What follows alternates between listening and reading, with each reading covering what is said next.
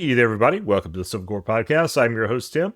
And this is Brian. And sorry, we it's so early into the season we had to miss a week, but it was bad. I could barely like talk without going into this horrible cough. I had this like sinus infection, or it could be this new like thing going around California that everybody's getting. It's kind of like a spin-off of that RSV virus that everyone's getting. I only Yeah, had two of the symptoms at it, so I don't know if that's it or it's just normal. It's probably more viral sinus infection, but it was bad. nice.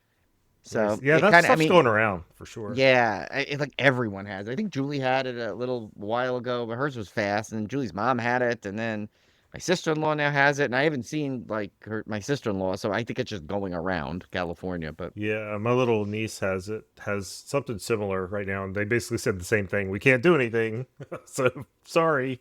yeah, So it sucks. But anyway, but yeah, so sorry we missed last week, but we almost thought we were going to miss this week yeah, but we because of Brian's travel, but we ended up getting a night to record, even though it's a little late in the week for us to record. We're going to yeah, sneak it in, so you guys are getting another full episode. Really didn't want to miss 2 weeks in a row. yeah. No, Uh, not this early. That's like no, summertime when we yeah, might yeah. miss that. But When we have a slaycation rolls good around. we have a good show tonight because we watched a great movie, Yeah. Predator: Badlands, which I was really looking forward to. I didn't even realize it was out on streaming yet, because I missed it in the theater. But I'm a big Predator and Alien fan, so we'll talk about that more here in a minute. But first up is our first chop.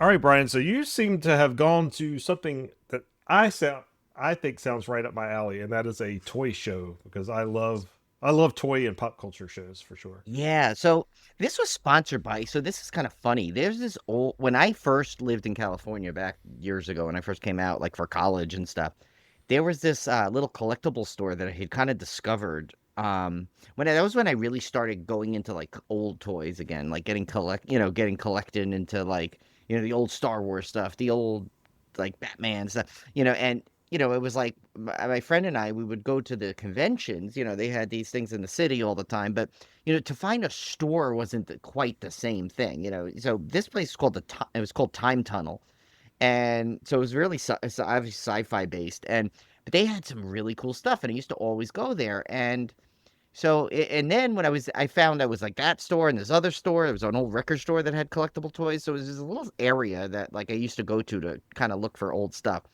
Well, I moved back, and then years later I came back, and the whole area's changed. None of it was there anymore. So I thought, apparently the store moved, and I haven't been to the store yet, but apparently it's bigger than ever, and it like sponsors and runs this huge toy show now. That Cool. it's at the Santa Clara Fairgrounds, and they have other ones. I guess it's like routine, right? And I saw this thing, and I'm like, that's $15. Let me check it out. I haven't been to a cool toy show or any kind of con in a long time, so I'm like, I really miss that. So I went with my friend. We decided to go check this out. It's like $15 at the door. We went on the Sunday, last day, and it said like, oh, 250 tables, and I'm like, 250 tables. I said that seems pretty big, Yeah. for like a toy show sponsored by this store here.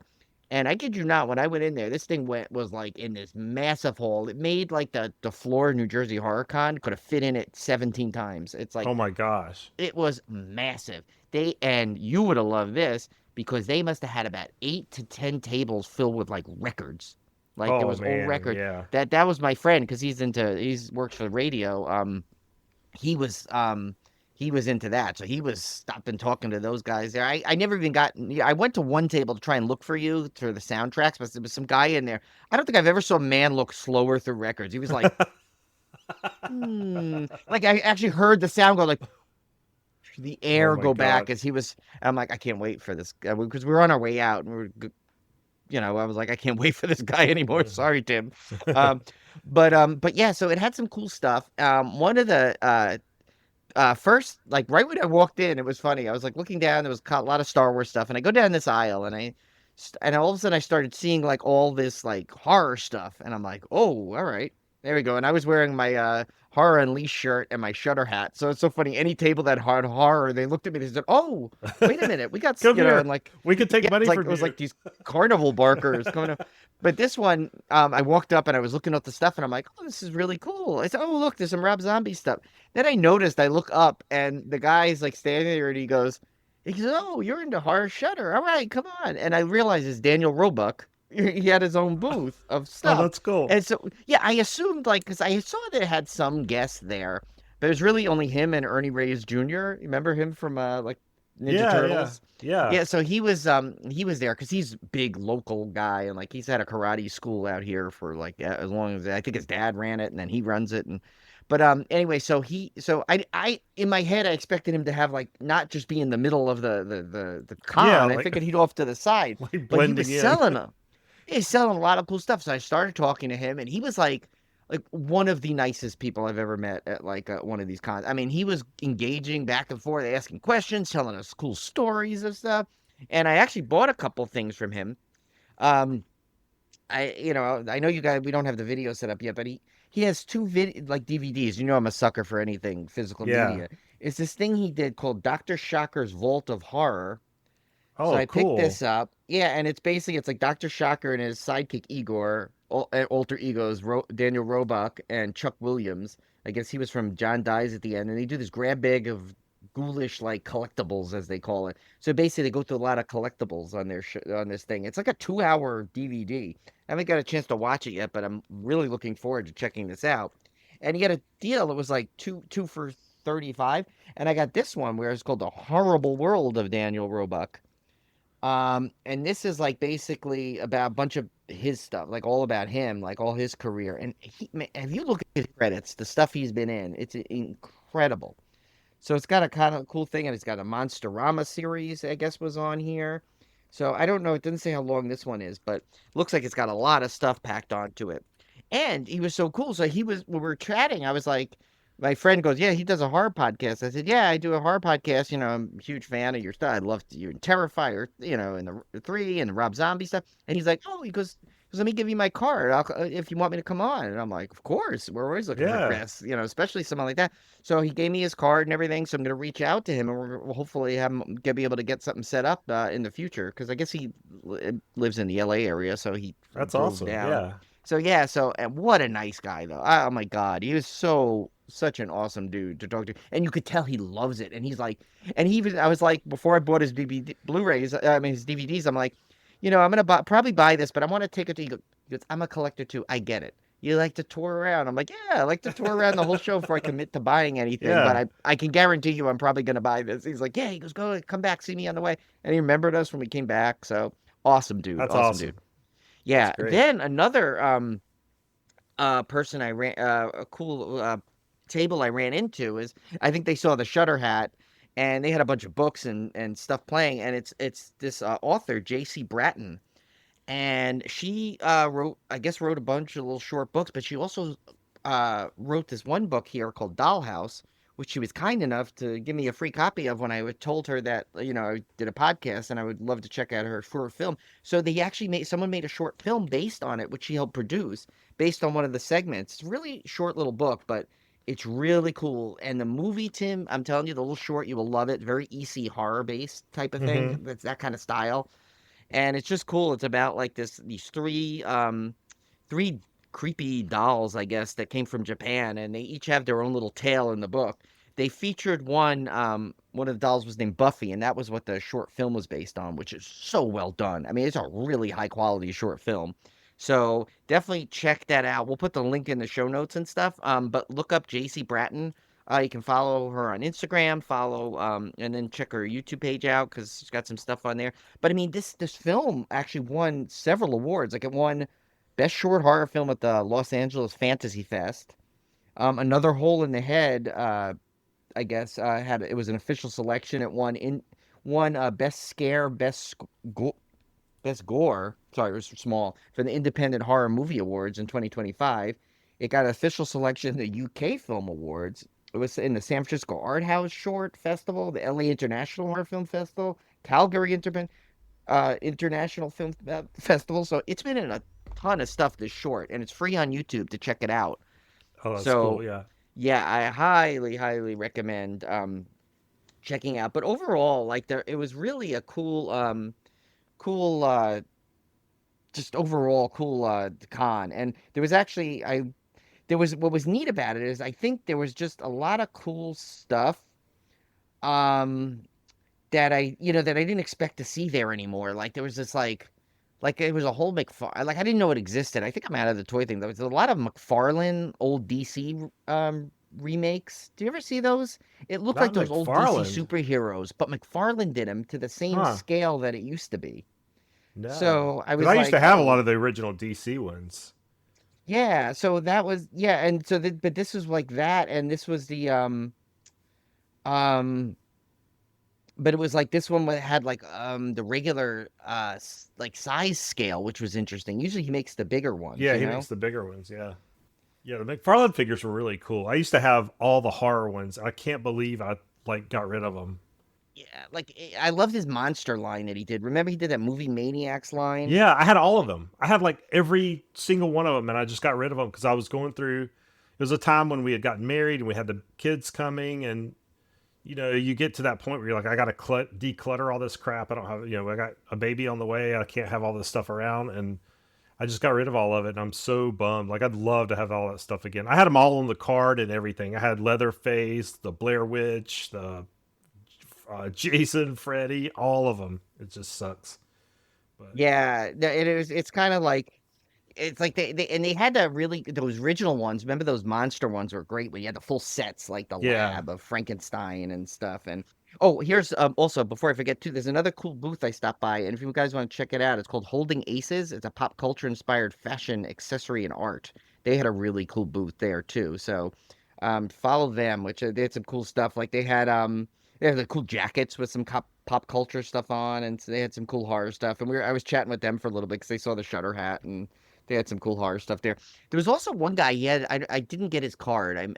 Because I don't think he had it sitting there. But um, he made all these like custom mini brick Lego things, and they had a whole like line of like little like it was like Jason, Michael Myers. I saw Chucky. Like he made a whole Oh bunch of yeah, like yeah. cool Those are horror cool. bricks. So I say I could have sworn we saw this guy at New Jersey Horror Con, but I'm not sure. I don't It think seems sounds that's for travel. familiar. I Yeah, mean, yeah, could be multiple people do that same thing. So yeah. I'm so like I'm like thirsting to go back to a con or something like that. We went got a little taste of it. We went to the Wilmington Record Show, which they have every now and again here, but it's at a brewery, a really good oh brewery, which is nice because you could get a beer and walk around. But the oh my problem is, God, it is that's so popular now, and the venue is so small that it's almost impossible to look at anything. Like because basically every record store in Wilmington and surrounding areas comes to this record show, oh and wow. they all have a booth. But the problem is the venue is so small that just like you said, with the guy like sitting there slowly going through records, imagine that, but like four or five deep at every single table. Like we literally, I couldn't even look at records. Like I basically just walked around and kind of looked over shoulders, but like you'd have to fight your way to get to even one little crate of records. And if there was nothing in there you liked, of Oh course, it was just kind of miserable. yeah, you know I what think you it's need to just do? outgrown the venue.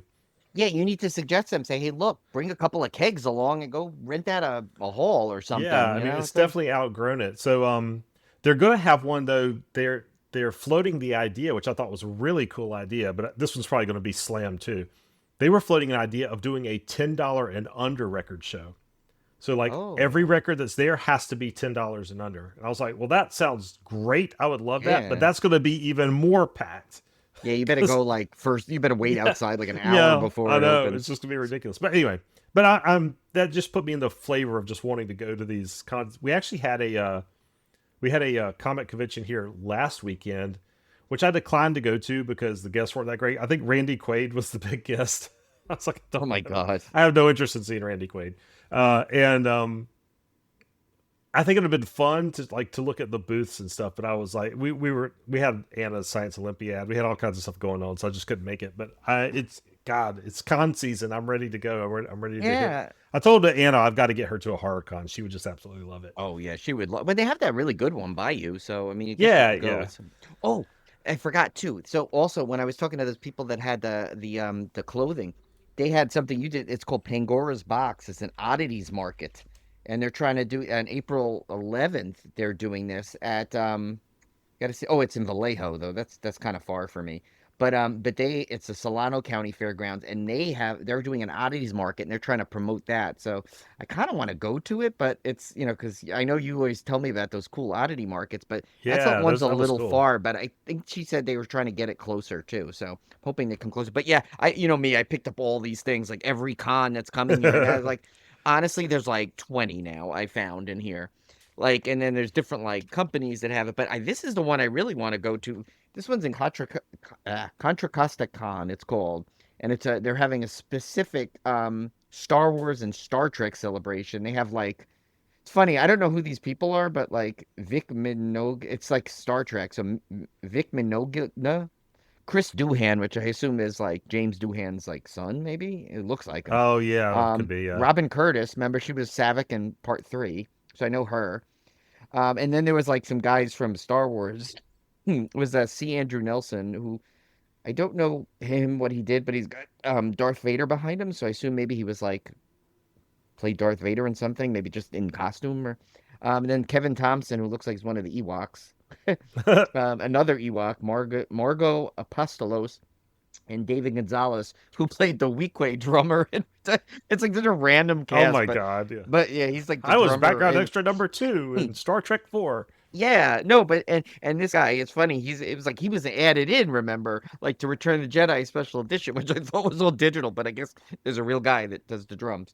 So but yeah, so I'm gonna try and check out some of these. I really want to start going to more cons because I feel like it's great because it helps promote the podcast, but it's also fun just walking around. It's like Yeah, and see, Anna's never been to a real con. I've got to get her. Like, Raleigh's got a Nightmare Weekend in October. There's one in Durham that's in September.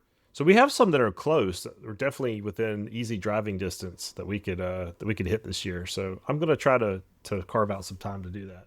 I'd yeah, like and to one of hit the days we got to get back to a con, like the Civil War like yeah. contingent, I because really want to I feel hit. I really want to hit Galaxy Con in Raleigh because that's like the big yeah, that convention in was North Carolina. But I haven't been. Kevin's been before, but I've never been. And they always have some huge celebrities at that one. It's not yeah, horror specific, but it's just like pop culture. it was funny too because the Big Bang Theory, I always watch the reruns, and they had the episode where they didn't get into Comic-Con. And Yeah. Julie used to go all the time because she had a friend and they always knew how to get in. And she's like looking up the volunteers and all the way to do it. And I said, yeah, I don't even desire, I have no desire to go because I don't think you can even get tickets anymore because you have to be on the list. And Julie found out what they do is very interesting. So I guess if you have a number because you've already gone, they give you like they assign this number. And I know they start doing that in New York Comic Con too, which is why I refuse to ever go there again. Um, but and what you do is, so I guess when you have the number, you get to go in the first round of tickets that go Hmm. there. And they put aside a certain amount. I guess then if you don't get that, you're allowed another round of round two. And you can go and try and get tickets there. Now, where that's smart, what they do is then there's a third round exclusively for people that have never been. So it's like a general admission. And that probably sells out really fast. But at Oh, least that's cool. I'm like, okay, because Yeah. usually that's good because a lot of people that go to these things that clog it all up are people that always go and are always there. And so I'm like, oh, that'd be really interesting if I can like, maybe I would. Yeah, I think it might be too late. I don't know if it's too late for this coming one already, but and there are ways you can volunteer. And I hear you like work 3 hours and then you get to go to the con. So there's that too. But I'm like, I know what these con people are like. I don't want to like they annoy me anyway. We're Yeah. going through I don't sometimes. have I to don't want to work. deal with like trying to have them listen to me about something. Yeah. It's like. But yeah. So anyway, so yeah, so that's my well we'll try and put all that stuff on our show notes, all the stuff we mentioned here. But if you have any questions, like you heard something and you wanted to ask, just reach out to us because we're always on social media trying to answer anyone's question. One other thing I'll go through before Tim you go through your thing is I played the first level of Resident Evil 9 and I've seen it's so funny. There's already so many memes about this. I can't even I watch it know. because I'm like, it's gonna spoil it. There's that one meme about the guy in there. That's obviously a big plot moment in this, so I can't watch it. But I have to say the graphics on this thing are so incredible, and it's like, I mean, it looks like you're watching a movie. It's like so well done. Have you seen And the the people first, that have like modded in Thomas the Tank Engine yes, and stuff? yeah, they're already. Yeah, instead instead of of some the big monsters. creature. Yeah, Yeah, yeah. I don't know, but I mean, I like the plot so far because it seems like it's like basically I did to the first level and then the second level I guess it goes you somehow go back in time and you're in this I don't know if it's a memory or whatever, but I will say I definitely need to get back to the game. The problem is right as I started playing that, I got my early access to WWE game came out, so I started trying to do that to try and gain points so I can unlock stuff. And then just everything else got so busy, so now I haven't got to play either of the games. So I need to get back to playing those. I don't know, even if I donate like an hour a night to each or something. I don't know. Well, it's funny that you mentioned games because I actually have a game review this time. I played a game called Indica on Game Pass, and I had no clue what Oh, this game was. Zero clue. All I saw was that you could beat it in 4 hours, and I was like, okay, that sounds good. Right up my alley. I have a game I can actually complete, and it looked weird. Like I had no clue. Like I went in so blind. I had no clue. I didn't even know what the format of the game was. I didn't know if it was a puzzle game, a horror game, adventure game. I didn't know what it was. So this is the one of the weirdest games I've ever played in my life. You take on the role of a nun in turn of the century Russia. All can't right. find these things. I don't. It was on Game Pass. It Wait, just looked weird. is she a nun or a neon? Because A it's a nun is a nun. neon. But so you play this young nun. She's kind of was forced into the monastery. She made the choice, but it was like kind of a choice the only choice she could make when you find out about her past. So she doesn't really fit in with the older nuns there. And she's obviously suffering from some kind of mental issues because she's hearing voices, the voice of the devil, and she's seeing things. So she's like, while you're playing, you're like hallucinating. And she gets put on after she like makes a scene at some ceremony because she hallucinated something. They Like decide to send what? her away on this errand to deliver this letter to a bishop or something in another city. So that's the game. You're having to deliver this letter, basically just to get her out of the convent. And along the way, and I'm not going to give a lot away because I don't want to spoil anything, but along the way, you run into this escaped convict, and he ends up taking you hostage, and then you become traveling companions. But along the way, there's all this philosophy about religion and God and the devil and all this stuff, and you're traveling with this convict to this city, and things get progressively weirder as you go along. Like things get surreal. Like you start seeing, you're like traveling through these factories and these rundown industrial environments that are increasingly bizarre and strange. Like you're seeing like weird creatures, and you're seeing like oversized. Like you go, there's one. I'll just give you an example. There's one time where you go inside of a fish factory, and you're trying to make your way through it, but the fish are like gigantic, like way bigger than they normally would be in real life. So you don't know, like, is this real, or is she imagining all this through her Like those mental dreams you disorders? have when you're like really overtired, and you're like, Yeah, but she's not thinking it's weird. Like she's just going through it like normal. So it plays a lot of tricks with your mind. It's very good puzzles. They're very clever puzzles. A lot of stuff about how can I get from point A to point B? Like what do I have to move? What do I have how which way do I have to go? And I will say it's like the perfect level of puzzle challenge. Like I would always get stumped initially, and then after a few minutes I would figure it out. Like I never got stumped eh. completely, but I would never like obviously solve the obvious solution right there in front Well, of me. you had 4 hours. The pressure was probably Yeah. building. You're like, Yes. But I gotta get this done. yeah, it's a very strange game. I think I've seen some people that did not like the ending because the ending is kind of left open to interpretation, but it's Mm. very much a commentary on just religion, and there's a lot up to the player as whether how much of this was real and how much was in her mind. But I will say it's not a horror game per se, but I would say it's horror adjacent because there's a lot of unsettling imagery. There's some very surreal environments that are spooky to me. So I think horror fans would actually like it. But it's on Game Pass if you want to try it for free. Nice. It was worth the 3.5 4 hours it took me to beat it though. I should check it out then. Because if the Game Pass, I like downloading things on there because they're free and you Yeah, never know what it is. It was funny. yeah. So I this wasn't on my radar, but when it reminded me of it, what Cone sent me today. He sent me a thing. It says the dragon battling hero of this video game is an old Jewish guy with back problems. And it's like What it's game is called the this? game is called The Eternal Life of Goldman. I'm like, Oh Oh my my God. god, I you said got to find that. I gotta find this game. And it's supposedly it's like a beautifully like graphically game, but it's like but he says like the Jewish says rather much of the intrigue and acclaim was because of the game's improbable hero, a Jewish octogenarian with a yarmulke and a cane, the titular Mr. Goldman. I have to That's play this awesome. game. Oh man, you I got to find that. especially if like there's an emote where you hit it and he just goes, ah, my back.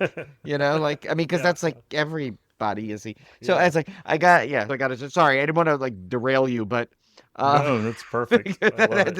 I forgot that Cone sent me that earlier, and you mentioned the nun. I'm like, hey, you got a nun, you got an old I Jewish could, guy with yeah, back I could go problems. I from mean, playing a Russian nun to an old Jewish guy. I I know like it. what's next. It's like The other thing I had on here was I've been doing a Masters of Horror revisit. Do you remember Masters of Horror, the old that's the show, right? anthology? Yeah, the anthology series Yeah, I from way got back. all of them on a Voodoo sale, thanks to Cone again.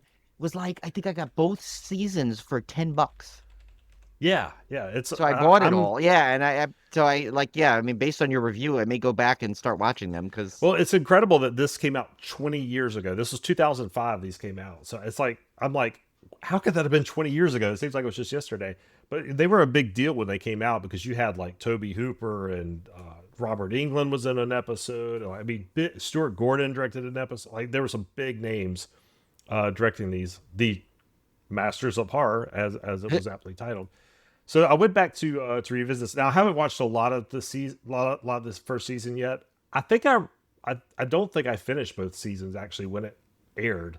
I watched a lot yeah, I of them, don't but either. I don't think I watched all of them. So I was curious to go back, and I think on streaming they are the unrated versions because I think at the time they were broadcast, I think some of them were cut. But so I'm going back and watching these. I watched the first two episodes. Now I will say they do feel a little dated to me. Of course, they are 20 years old, so that's not a surprise necessarily. But I'm gonna be curious to see how the seasons hold up. With all anthology series, you have hit and miss episodes, and I'm kind of curious to see how this holds up as a whole. So I'll let you know. I'll keep you posted. But right now, I'm just kind of going through a revisit of those. So the other thing we were going to talk about is some non-spoiler Scream 7 discussion because Brian and I finally Yes. got a chance to see Scream 7. This is going to be brief because we want to do an upcoming roundtable on this. So I'm not going to go into big detail.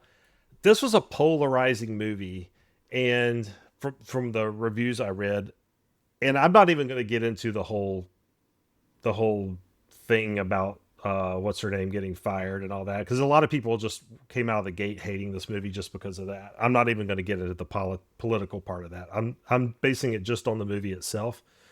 But I ended up really liking it, which I did not think I would. Now I'm not saying it's a perfect movie. I have some serious problems with parts of it, but I actually, which was shocking to me because I'm not the biggest Nev Campbell fan, as you know, the biggest Sidney Prescott character fan. I was Yeah. actually glad that they went back to the Sydney storyline. Like it actually worked in this instance. I don't know why it worked in this one and it didn't work for me in Scream 5, but it kind of I think I have an idea why. But I don't know uh, if I should save it for the round table because I don't know if I want to get too into it yeah, just now. save it for the round table. But yeah, Okay.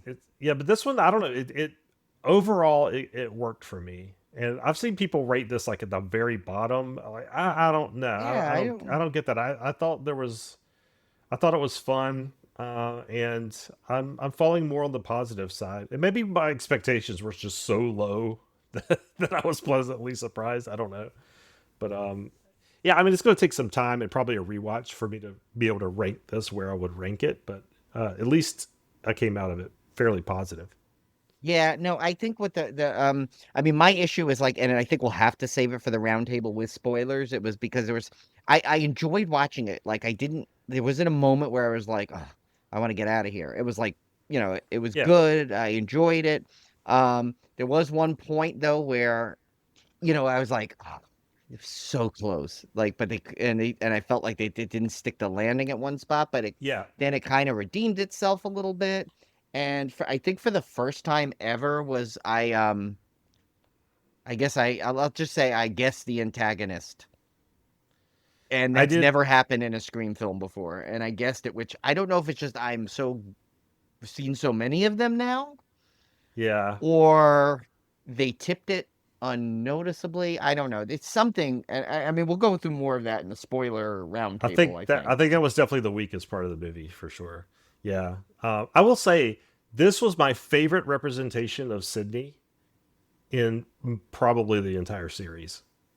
Yeah, I agree. I think mine too. I mean, other than the original, maybe, but Yeah. yeah, well, I mean, I guess this is not this is not a spoiler. This could be. I'll say it quick. I think it's because it went to her terms, and she didn't like. All the other ones, she was like, "Oh, here's Cindy to save the day." I think this one, because I mean, it's based in the trailer. You can see that it's like where she is now, kind of thing. And I think because it came to her and she didn't go to it. I think that's what I thought made it Yeah. Yeah. better, if that Yeah. makes sense.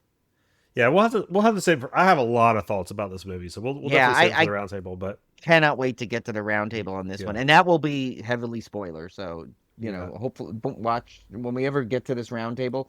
Don't listen to it until you've seen it, because Yeah. we'll Yeah. go through For sure. spoiler crazy. All right, we got some Shutter news. Brian, I'll let you talk about the Shutter app because I don't use the app. I just watch Oh, it okay. online. So, Yeah, um, so Shudder finally updated their app after I don't know how long it's been since they have needed an update on this. And I put my prediction in all the time of like, hey, for Ghost of Damas, I think what Shudder's going to do is they're going to eventually add downloads to it. Well, finally, after how many years of us doing this podcast, of how many years Shudder's been around, they finally added it. But it also came with a big upgrade of stuff and a name change. It's technically called Shudder Horror and Thrillers now. Which, ah, I mean, I personally, I don't know why they needed to rename it. I don't know if that's some kind of legal thing they felt to do, and there's a different logo, but that probably explains why I got my old Shudder hat and shirt and stuff at a decent price. yeah, They they're must probably have getting known rid of they it. were changing. I mean, it's still the S, but it's like you'll see, it's like an oranger, more like, I don't know. It almost looks like I mean, I know anime the way people. Some people used to complain like, "That's not a horror. That's a thrill." You know, I know, but how certain many times do movies. we have this discussion? It's like But it's it's like, who thriller. It cares? can be Like, horror. yeah, I don't know. But Yeah, it's yeah, so anyway, so they did that. It's a sleeker interface, I've noticed. Definitely a sleeker interface. And here's another cool thing that I like that they never had before, and that most of the other streaming services had it. You can now change you can add profiles. So let's say, like Julie and I have a million different things where like we'll have like my profile and her profile, because she'll go like on Netflix, right? Like she'll go in, you go on my Netflix and it's mostly WWE and horror stuff. When you go to hers, it's all serial killer documentaries. So it's yeah, like it helps with the algorithm for a family sharing the app. Now Shutter's kind of weird because it's so horror based, but like I know for like, your family, like your kids are getting to the age where they may want to see their own Shutter, they want their own yeah. Shutter profile Profile. thing, and so it comes with like little pictures you can add profiles, which is nice. I use the guy from I think it's the one from uh Violent Nature, so I hope they get more in the future, more different things, but yeah, so I think just overall everything's like sleeker on and it's like a different kind of like different feel to it. But I do love the download feature, because there's so many times where I was like, oh, it's on Shutter, but I gotta watch it on Wi-Fi. I gotta make sure I'm at Wi-Fi because I can't do it. So that is a feature that like I think has been sorely missing. I'm glad they have it. So, you want to go on a plane now, you go, I mean, not that you want to travel with the length of lines that are out there these days, but I guess that even helps, I guess, because you're in the airport too. So you watch like Yeah, 50 movies while you're waiting for your plane to board. But yeah, so that's a cool thing. Um, but now with every giveth, they taketh away. they do. This was a I big feel take like it away. especially these days in the world, and Yeah. unfortunately, one of the biggest things that probably got Shutter subscriptions.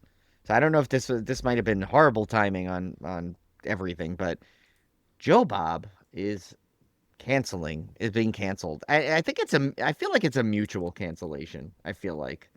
How do It's you feel weird about because that? I read I read uh it's very strange because I've read comments from Joe Bob about the departure, and it in some ways it sounds like it was not expected, but then he makes other comments that make it sound like it was expected. So I don't know where I fall, because like there was one time he mentioned that like he mentioned in one interview I was reading that he said, yeah, I wanted to announce this a lot earlier, but then they forced us to wait till the finale or something. I don't know. I can't remember, but Yeah. it sounded like it was already known uh, before all this. So I don't know what to think about it. I haven't, and that, to be fair, you guys out there listening might know more about it than I do. I have not read a whole lot about it. I just read this one interview with him. So I don't know. I don't know if it was a mutual thing or what. I do know that he said that he's going to use the time to work on his live show, which he's be able to do more live shows and a lot of his writing projects. But he's also asking the fan feedback: would they want to see him come back on another platform?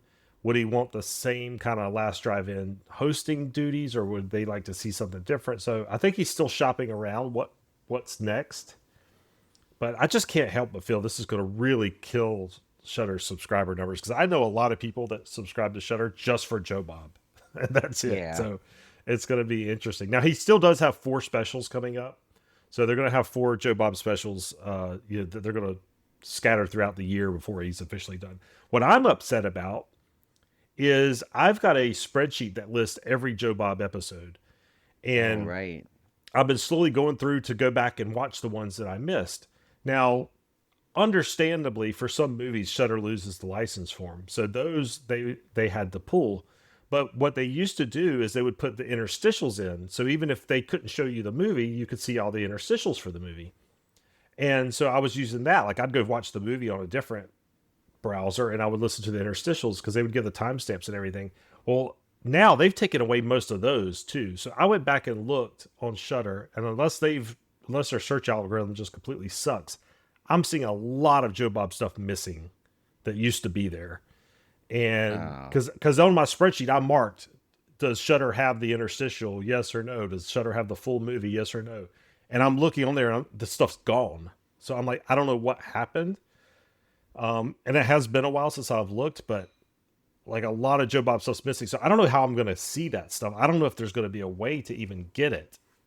Uh, He did release like a Blu-ray so far. He did a double feature, one of his double features, and I think maybe based on those sales, they'll release more. Hopefully, I hope maybe there'll so. be Yeah, a because big I'm Joe Bob mega set. I mean, in this day and age, I'm sure someone has somehow got them all somewhere on some hard yeah I've drive got, somewhere. but I'm missing quite a few because I didn't. Friday nights were tough for me to a lot of times to sit down and watch 4 hours. So there's quite a few that I'm missing, but I would love to go back and see. But anyway, so let's get to our feature this week is Predator Badlands, which came out last year, directed by Dan Trachtenberg, starring Elle Fanning as Tia/Tessa, Demetrius Schuster Koloa Matanji as Dek/Father, Ravi Narayan as Bud, Christ Terhune as Mm. Bud, Michael Homick as Kwai, Ruben DeJong as Father.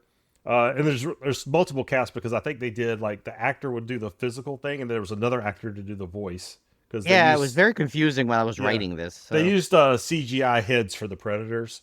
But anyway, a young predator outcast from his clan finds an unlikely ally on his journey in search of the ultimate adversary. Now, I will say this is not a what I would consider a horror movie. They basically took this franchise in a different direction for this one. This is very much more of an action adventure type film, which is not a bad thing necessarily. But I just wanted to give that up front because if you're going into this expecting a predator sci-fi horror movie, I think you're going to be maybe not disappointed because the movie's great regardless, but you might be disappointed that they went into this different direction. And it's a really bold swing to make a predator movie where the predator is not necessarily the bad guy. He's kind of the hero of this, yeah, and there's no real. I mean, predator. It's in the name. He's usually the one stalking. The whole horror of the movie is this. It's almost like if you took Jaws and you made Jaws like the sidekick hero in a oh, buddy give cop them movie. ideas, But please. I don't want it's like really it's Jaws like walking around like you like meeting up with people and going on an yeah. adventure. I mean, It's just it was like it shocked me because I did not know much about this movie. I knew there was a young predator involved, and like he teamed up with somebody. But like that's about all I knew. I didn't know what that meant. I didn't know if he was hunting humans or what it was. Like I didn't know anything about this movie going in. So I was like really, really surprised at the direction they took this thing, because this is not at all what I expected. Like this to me is a comic book storyline brought to film. This kind of thing usually is not made into a movie. This is kept strictly in the comics where they take such wild swings. So I was pretty pleasantly surprised with it. You know what? I didn't know either. All I knew is that Elle Fanning was in it. I forgot. I didn't Which realize I she was love gonna be in it her. twice. Yeah. Yeah, she's good. but Yes, but she yeah, said no, it twice. she was really good. And you know what? I didn't expect like the heart in it, like because There's a like lot of okay, so heart in I it. Yeah. yeah, like I wasn't. I mean, I like the original. I'm not like as obsessed with it as some people. Like some people think it's like the best movie ever. I just enjoyed it, and I don't remember like I haven't seen the original a lot. And I've seen Alien vs Predators and those weren't the greatest. And No. I like what was the other one that came out like on Hulu a couple of years ago, like The with Prey. Yeah. Prey. I think it was Prey, yeah, right? Prey with the Native American kind of twist to it, which I enjoyed that one too. But again, it was slow at parts. This one though, you know what? It kind of gave me. I know it's going to sound like a weird comparison, but it kind of gave me like a Star Wars vibe, where it's like you got this character and then they're going on a journey and they meet other people along the way and like they go in to go against this big like challenging thing at the end. But I mean, which had a little twist to it too, which you didn't expect. And it was like, like that, like one little character they pick up that was the cutest thing, the little like creature kind of thing. Yeah. And it just overall, it was like, it's weird to find yourself rooting for this predator. And at first, like when he first came into it, he was like this arrogant, kind of like obnoxious, like teen predator, and it's like it's funny because they kept saying he was short, and I didn't realize how short he was until he went up against he was dealing with the other Yeah. predators in the beginning. But overall, it was a really fun movie. Like it was like it had a fun quality that the other ones didn't quite have in the same way, It's got a lot of humor, which no other Yeah. Predator movie that I've ever seen has any kind of humor to it at all. Yeah, like Elle Uh, Fanning was great in it. She was yeah. really like her character. Well, one of her characters was funny. The other one was kind of not. But it was like it just had this really interesting, and it kind of gave me like almost like it's this weird like Hunger Games vibe, like with the different challenges that he had on this planet he was on. That he had to like get through, like what was it, the razor glass, and like this Yeah, like one area those where like you thorn couldn't things. things were hitting you, yeah, and they're like, oh, if this thorn hits you, that's it, you're gone, and it's just like a really cool. It was almost it kind of reminded me of like living a video game throughout, like different challenges and different Yeah. levels you had to get through, but all of it kind of worked, and I'm surprised to hear that that it didn't do as well Well, um I think as it did well. I think it did well box office, but not enough to offset the high amount of marketing and oh, I distribution see. costs that they had. Like they screwed that up. Yeah, I was telling Brian before we even started recording that there's the sequel is in question with this one because they lost money on it, which I don't think was due to the movie. Like the audience scores were really high, the critics scores were really high. I don't think there's anything wrong with the movie. I think it's just maybe mismanaged economically, or maybe it just didn't get enough box office to offset the cost. But one thing that I was really pleasantly surprised about was like this is the best Aliens versus Predator movie that has no aliens in it, because like Right, yeah. it is so full of alien mythology. Like if you're an Alien fan, you're gonna love this movie because they put all the whole the corporation aspect, the synths are in here. Like there's so much alien lore tied up in this movie that I just was so not expecting, which I thought was super cool. It's like they almost made like an Aliens versus Predator movie just without aliens. It's just they put Yeah. the Predator into a world where the alien stuff exists, and I thought that was just the coolest thing ever. Especially if you're a fan.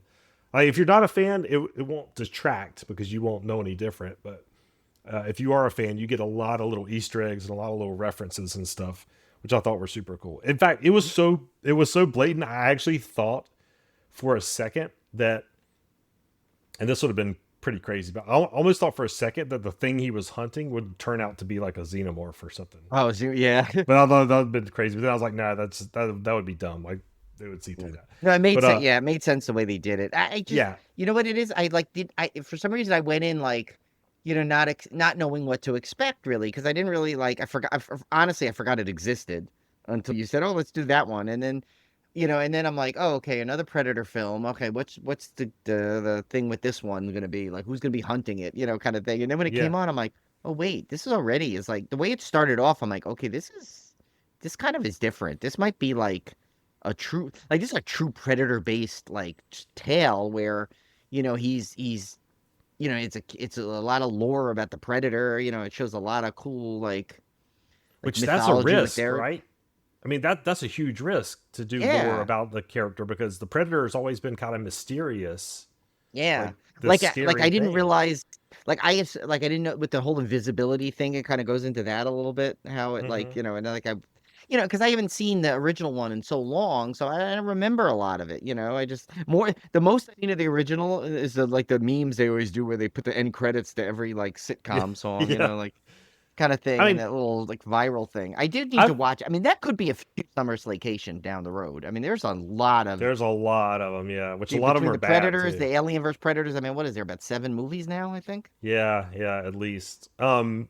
I well, that's the thing. That's why I said this felt like a comic book brought to the screen because usually you don't get that kind of lore deep dives unless it's in the comics. Like the Yeah, comics aren't afraid to go through some history of the Predator and prologue and their culture and what they're called. Like you find out what they're even called in this, like what kind of alien they are.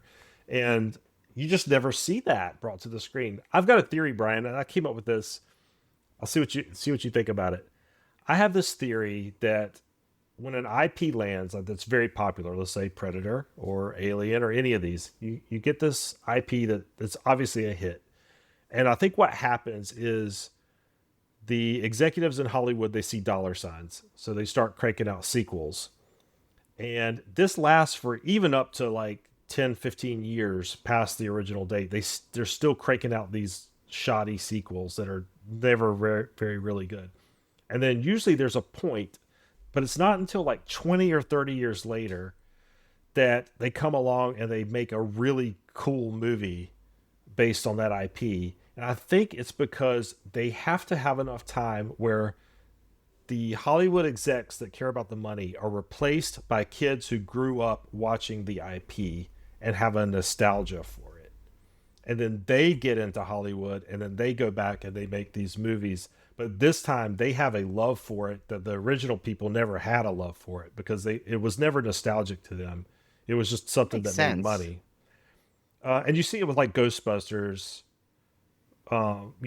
where you know Evan Reitman's son came in and read and did Ghostbusters because he's got the nostalgia for it, he's got the love for it, and he actually And ended he up grew making a up good with it. Ghostbusters. That was He like he grew up, grew yeah, up. and so he actually made a good Ghostbusters movie, whereas the freaking what's his name had no nostalgia for it, Yeah. and Which is not, and it's not to be like everyone always says, like, oh, you don't like it because it's women. And I said, no, I didn't like it because it wasn't the original, wasn't my nostalgia, it wasn't my Ghostbusters. That's all. well, no, there was no love for the original in that movie. I'm the same way. I adore every one of those women comedians that was in that movie, so it's not Yeah, about the I women at loved all. all of them. They were my Yeah. favorites. So it's yeah, I think that's kind of what I think you were starting to see that with Predator maybe. Because I thought Prey was good. I thought this was better. Uh, but I think you're seeing people that have a love for the original, the nostalgia, and they're not afraid to take chances with it. And you're making fresh, cool new movies that are not made for dollar. Well, this one was obviously not made for dollar signs because Yeah. it Well, lost money. But I'm hoping though that it'll get a big like boost on streaming.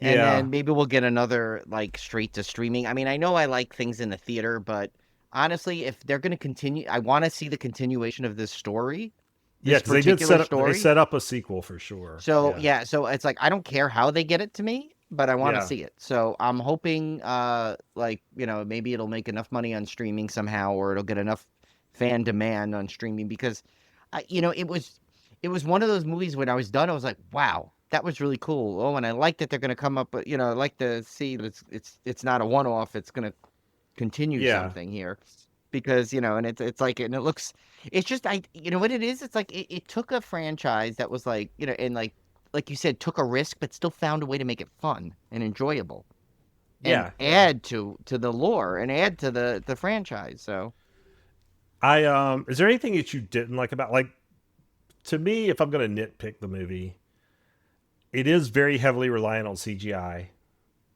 yeah, That's and you kind of have to be willing to overlook that. I mean, not that it was terrible CGI, it wasn't bad CGI, but it's definitely very CGI heavy. It's very apparent, even when they're using it for the quote unquote mask, the predator yeah. face. So you have to be able to kind of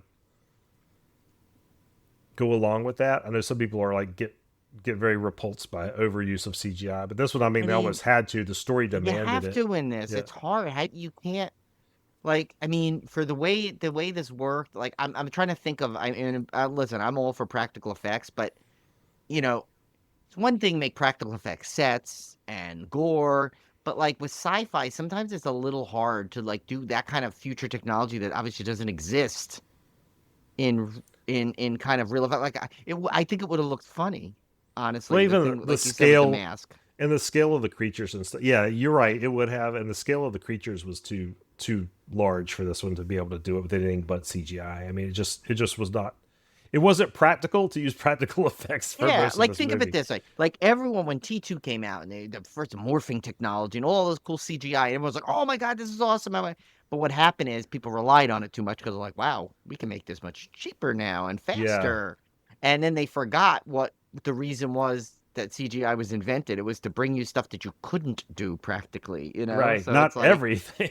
yeah, don't make everything see like there's no like okay, perfect example like where they had to like in Titanic, where they used like the CGI on like Kate Winslet's face because they couldn't capture that shot properly. I'm like, oh come on, you could have Yeah. figured that one Well, there out. was I times mean, when one of the Mummy movies, or not the Scorpion King one, but those has the infamously bad CGI. I think there's one of the Mummy they were experimenting with like using CGI makeup almost like to make like their face rot off or something. And I was like, come on, man, this would look so much better practical, but they just cheaped out. CGI blood, I hate CGI blood. Like it's just, yeah, I know what yeah, you're talking about. that to me, well, that was, and remember that one alien, the Alien Predator one, where they had the blood splatter that looked so animated, it looked so Yeah, terrible. I was like, oh, yeah, that is just horrendous. That's yeah. inexcusable. Well, and do you remember? So here's a interesting. It's like I don't know if you remember this. I remember this because I watched behind the scenes stuff a lot, and there was a behind the scenes special I saw on Indiana Jones and the Temple of Doom. And if you remember the sequence where he's hanging on the thing and Mola Ram's like trying to knock him down and he's climbing up the ladder. And I guess they had an issue where his feet were like causing an issue or something with the mat technology that they used. So they actually animated his feet with like animation because they didn't Oh have my that kind of gosh, technology yeah. then. Yeah, if you look it up, you'll see. And if you look, like you can kind of see it's really well done, but you can kind of see like, okay, yeah, his legs dangling look a little different than the rest of his body. It's because they actually did like animation for his legs, That's and cool. so. Yeah, so when it's used to solve a problem that just can't be done, I know I kind of contradict myself with the Kate Winslet thing, but like we're like years later now. I mean, talk about Yeah, 85, what was the Temple of Doom, 83 or something, 82. I don't remember. Sorry, I'm off on my thing. I don't know. It's 82, maybe 83. But yeah. back then it's a lot different. But yeah, like when you can use practical effects and it works fine. But I think this would have like it would have been hard. I forgive it. I'm giving my stamp of approval on the CGI Yes, for this me, specific me thing. too. I was like, I know the CGI, I know it's CGI heavy, but I don't care because the movie's fun. There's no other way they could have done it. I'm gonna give them a pass on this Yeah. one. Yeah, I will Yeah, I mean, they also. could have done it, and it would have looked like a Ray Harryhausen thing, where it's like, Yeah, like it they would have would have been like terrible. it would have Uh, just not worked. Yeah. Not that Ray Harryhausen was terrible. He was awesome for the time. No, But but I mean, yeah, obviously he but was revolutionary. It's just yeah, now it doesn't yeah. look the same. It's I like, do want to give a shout out to the score. oh, yeah, The very good composer score. Sarah Schachner, who did the same, she did the score for Predator Prey, and she's also done a ton of video game. A lot of Assassin's Creed scores, soundtracks for her. She's amazing. I love her motion picture scores. This one she did in conjunction with a guy named Benjamin Wallfish, and I'm not sure what all he's done. I know he worked on the recent movie scores. So I mean, so very powerful composer duo there working on this one. So the score was fantastic. Performances were great. Yeah, it was just a Yeah. lot of fun. You're right though; it did remind me a lot of Star Wars. It definitely had Yeah. that feel to it, and which is obviously not a bad thing because we're both huge Star Wars No, fans. it had what I loved about Star Wars, like that, when everyone fell in love with Star Wars. I think it was the original, because one, a couple things you haven't seen that kind of thing, but then also like that whole like group as they gather together to go in the world. I mean, and basically that formula's been around forever. I mean, look at the Wizard of Oz, honestly. I know it's weird Yeah, to bring that up in there, but look, you had start with Dorothy, she meets the Scarecrow, she meets the Tin Man, she meets the Lion, they're off on an adventure, It's that something about that, I think, because I think everyone's innate want is to be in a group. They want yeah. friends, they want a team.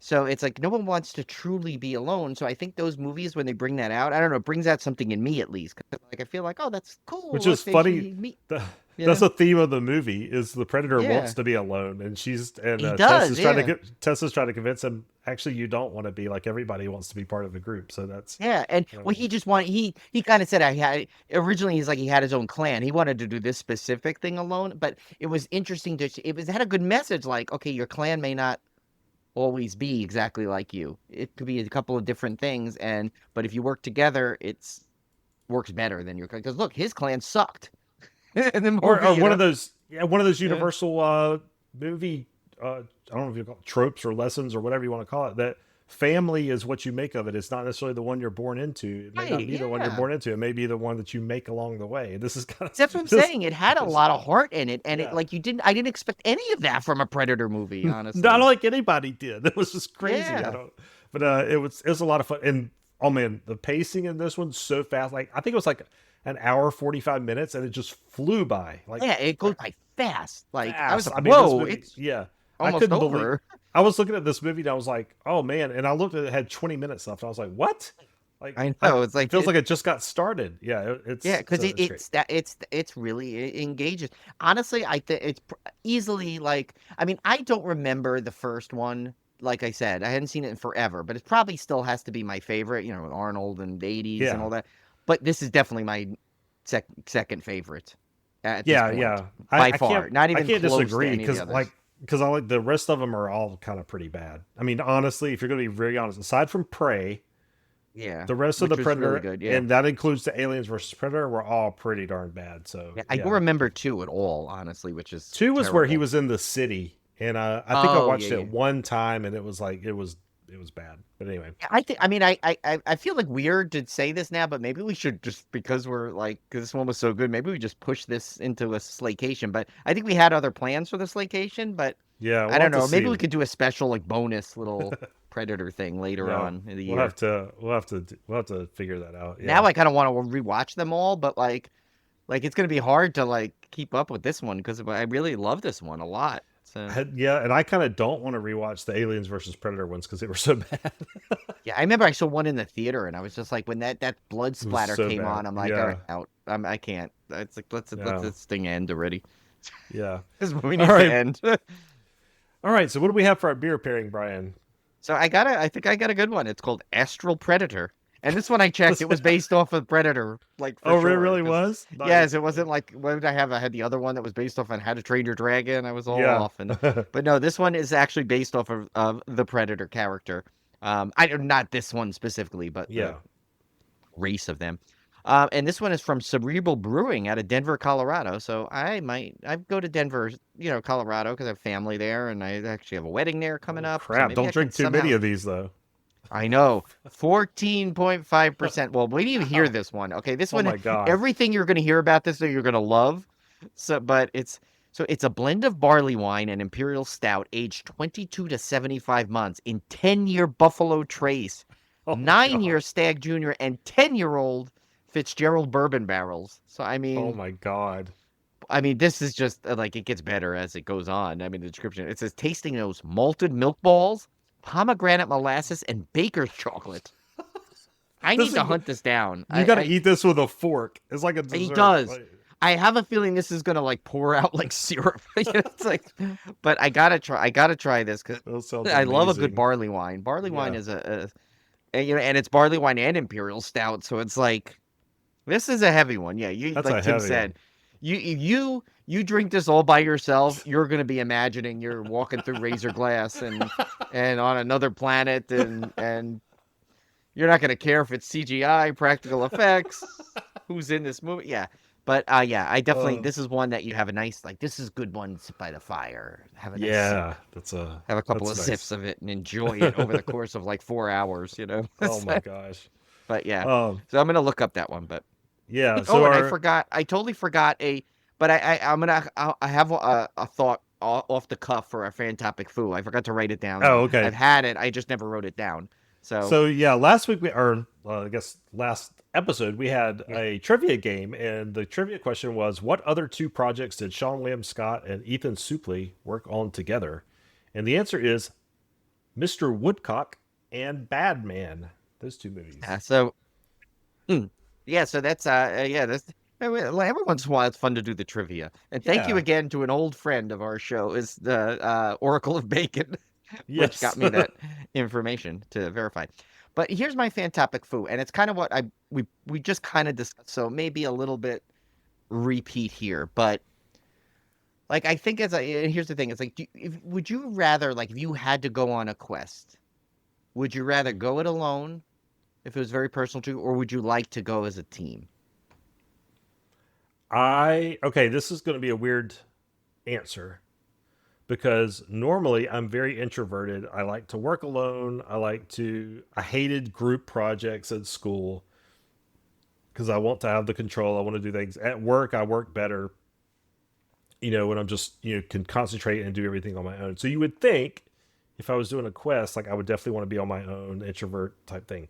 But I that would not be my answer. My answer would be I would want to have friends along. And the reason why is because in my job, even though I like to work alone, it's so complex that it's something that not one single person can know everything about the job.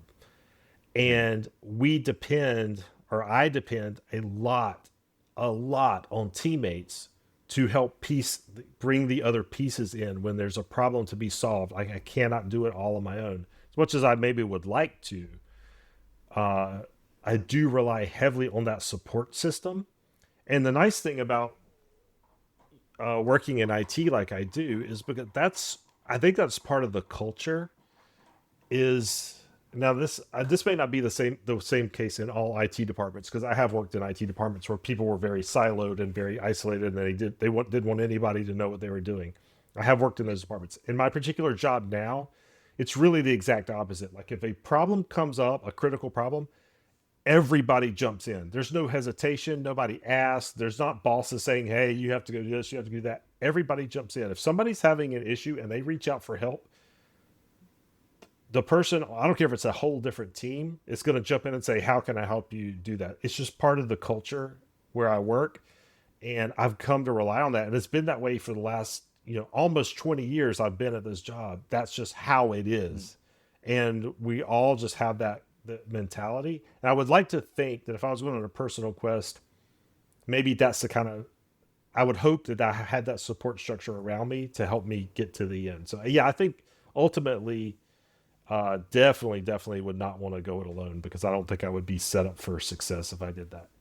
Yeah, I mean, mine obviously. I've been tipped already. Of course, I want that team environment. I like it. I mean, I like to throw ideas off of people, but I also know that like I think one of the most important lessons to know about yourself is your limitations and what you're Hmm. capable of. That doesn't mean you shouldn't try things, shouldn't try and advance that, learn more.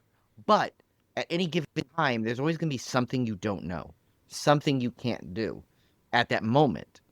And so, like to me, I would I love to, you want to pick a hand team. And I think it goes back to honestly, it's my love of sports and like fantasy drafts and stuff like that. Cause you like to pick people for certain roles. It helps. I mean, that's why sports teams work. That's the way, like in like the movies I love the most, like Star Wars and this one, like I said, the team, the camaraderie, the to me, I like that because I like to, I'm definitely, it's funny. It's like, I'm definitely, sometimes it's like I'll get quiet, but like if I'm like down about something, but at the same time, it's like why do I like group chats? It's like, why do I like, I like to always like, to get people's advice. I like to make sure because I'm not, sometimes you're not as confident in something, and it's always good to have someone there. You always want to have your back. Why do you think that like the apocalypse team thing always comes up on social media? It was because I think everyone's even introverted people. I don't think it's something they can help necessarily, and so I think, but they're always crave for surrounding. It's like why most people are, most social people out there, they want. I mean, there's some people that like want it, but they can't have it, because it's just whatever it Yeah. is. You're the type of person, it's really hard for you to do that. But but that's so I think for me, I'd be the same. It's like I want a team. I like to have things. I like to, to break up the skill set, and to have like someone like, what if I'm not good at, I don't know, archery or something? I don't go down and we need someone to hit a bullseye for me? I know one of the So, biggest team things I was ever a part of was I did the Spartan race oh yeah, that's several right. years ago, and the Spartan race is like this was the short Spartan race. So it wasn't even the hard one, but I trained for weeks for this thing, and I mean there's all kinds of stuff like you're climbing over walls, you're doing monkey bars, you're running through mud, you're lifting like giant sandbags and carrying them around in a loop. You're like throwing a spear into like a straw bale. I mean, you're doing all kinds of crazy stuff. But as much as I had trained for that thing, there were certain events like it had rained that weekend, and the ramps and everything you were supposed to climb up were slick. Like there were parts of that course I could not have completed at all whatsoever if I had not had teammates that literally grabbed me and boosted me over obstacles or said, "Here, let me help you like grab that rope or whatever." Like we everybody was so dependent because the it wasn't just the course was tough, it was like the weather conditions were tough on top of it. Like we Yeah. had to get through. And it was like I remember there was a point where we had to get over the slick. I mean, it was like literally mud slick ramp. It would have been hard to climb up this thing even if it had been bone dry. It's covered in mud, it's slick.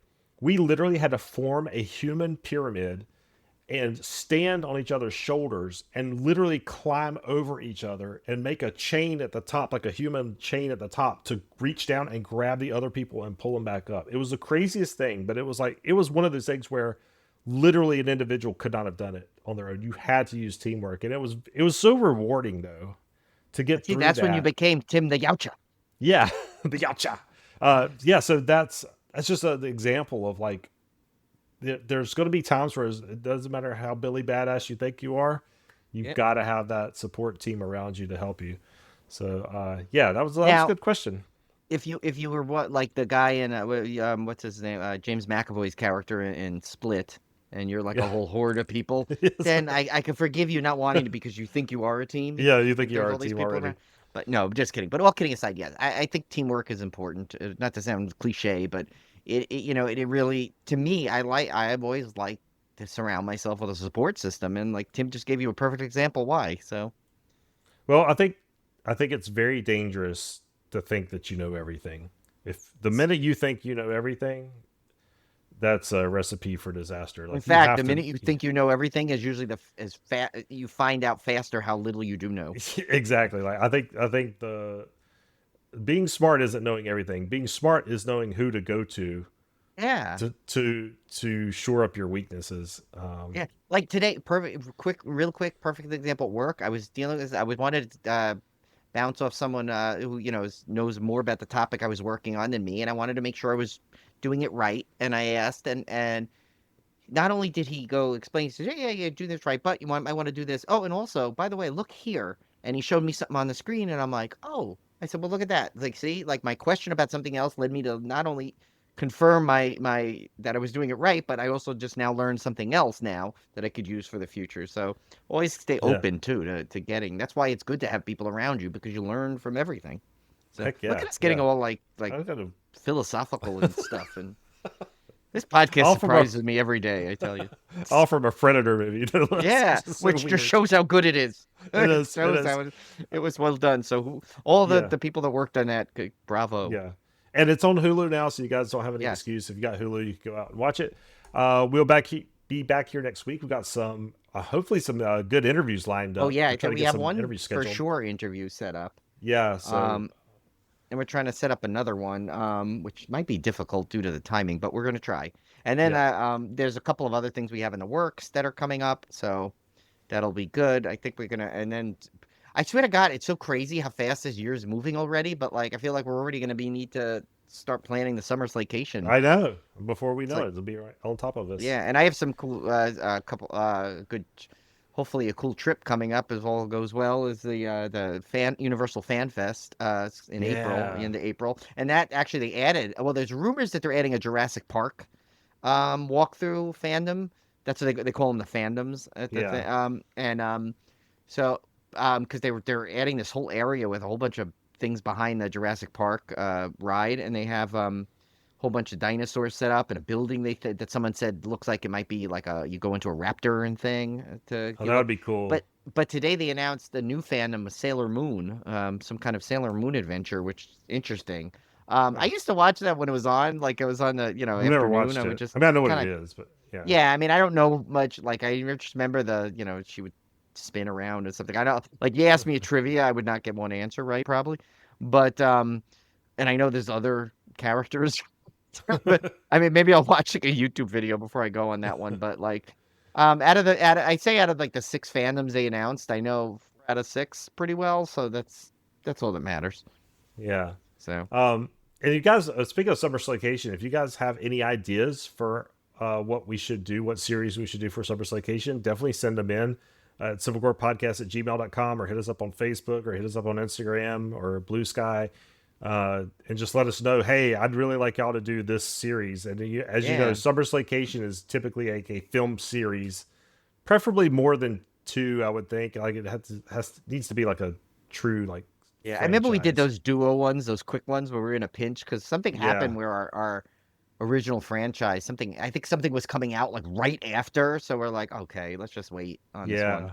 But if you guys have any ideas, definitely send them in because we're starting to get planning for that. So Yeah, I mean, and the funniest thing is, like, I don't think there's been a franchise we've done yet that hasn't somehow come up with another film. Maybe the original Friday the 13th and Nightmare on Elm Street. I know it seems like every time we announce one, it's like, oh, and now the new film's coming out. We're like, yeah, because like we did the Insidious. That's now another one's coming out. Remember we did Wrong Turn, and then a Wrong Turn came out. Yeah, like right. I mean, so it's like you can't win with these slaycations. It's like you have to like. I think we'll have to do like one. Like I always said, one time the whole slaycation is just going to be all the ones that got added to the to like the summer slaycation like slideshow or something. Leftovers. We'll have to give it a fun name. All right, guys. We'll see you back here next week. Take care. See ya.